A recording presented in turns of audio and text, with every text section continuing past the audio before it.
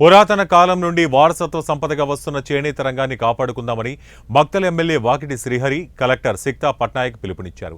జాతీయ చేనేత దినోత్సవాన్ని పురస్కరించుకుని నారాయణపేట జిల్లా కేంద్రంలో ర్యాలీ నిర్వహించారు. ఎమ్మెల్యే శ్రీహరి ర్యాలీని జెండా ఊపి ప్రారంభించారు.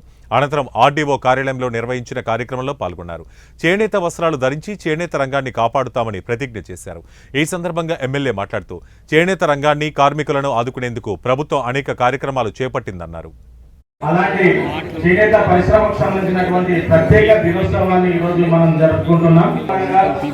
ఉజ్వలమైన జ్యోతి ప్రజ్వలన చేయాల్సిందిగా కోరుతున్నాం.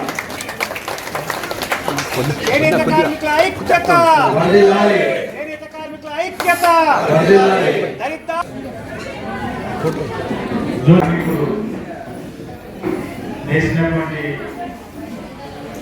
చీరలకి వస్త్రాలకి ప్రపంచ స్థాయి గుర్తింపు కూడా